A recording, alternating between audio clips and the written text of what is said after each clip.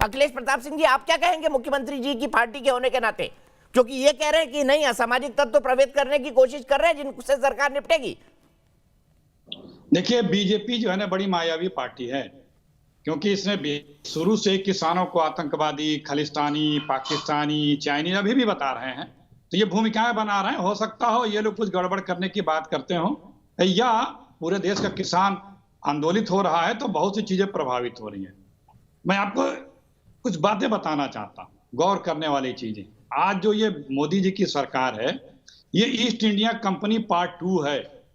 ये भारतीयों या भारतवासियों के लिए राज नहीं करती। सर एक मिनट अखिलेश जी, हम भाषण और रिटोरिक पर जाएं उससे पहले मेरी इस बात का जवाब तो दे दीजिए। कैप्टन साहब एक गंभीर राजनेता हैं, बहुत वरिष्ठ हैं, कई राज्य सरकारों के मतलब कई बार वो पंजाब के मुख्यमंत्री रहे हैं, आपके सबसे गंभीर नेताओं में से एक हैं। अगर वो गृह मंत्री से बाहर निकलकर बोलते हैं कि भाई राष्ट्रीय सुरक्षा पर असर पड़ सकता है, तो इस पर चर्चा तो बनती है ना। इसके बारे में आपका क्या कहना है? आप बीजेपी की मायावती को छोड़ के आप क्यों ये बात कर रहे हैं? क्योंकि भारतीय जनता पार्टी नहीं, ये तो कांग्रेस के नेता से निकली हुई बात है, जिसका जवाब मैं रतनलाल जी से चाह रहा था। आपका ध्यान कहीं और था लग रहा है। मैंने शुरू में वही कहा, फिर दोहरा दे रहा हूं। सर मैं जब आपको देखता हूं तो सिर्फ आपको ही देखता हूं, मुझे बड़ा प्रेम है आपसे। सुनिए, जब ये आंदोलन, मैं अपने बात को फिर रिपीट कर रहा हूं। हो सकता है वो इस बात के लिए कहे हो कि जब ये आंदोलन शुरू हुआ तो बीजेपी के तमाम नेताओं ने इसे खालिस्तानी, आतंकवादी, पाकिस्तानी, चाइनीज, विदेशी षड्यंत्रकारी की संज्ञा दी थी। तो वो इस तरह के षड्यंत्र कहीं तो नहीं रच रहे हैं कि अपने कहे बातों को प्रूफ करने के लिए, ये बीजेपी के लोग।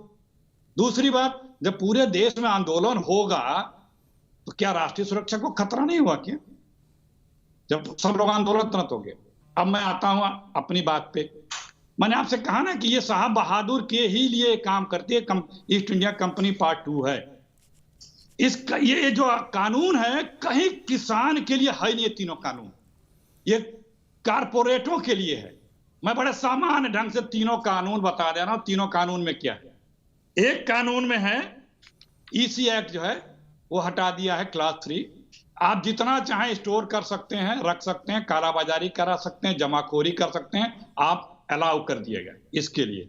दूसरा जो है, जो कारपोरेट चाहेगा कारपोरेट फार्मिंग कराएगा, जो चाहेगा वो फसल बोआएगा, वो खरीदेगा। और तीसरा जो है, जिस रेट पे चाहेगा वो खरीदेगा। कोई एमएसपी मैंडेटरी नहीं है। जिस रेट पे चाहेगा खरीदेगा और जिस रेट पे चाहेगा बेचेगा। इसमें कहीं तीनों बिल में कोई भी व्यक्ति बता दे कि किसानों के इंटरेस्ट को इसमें कहीं रखा गया है तो हम मानने को तैयार हैं। यह सिर्फ कारपोरेट के इंटरेस्ट को रखा गया है।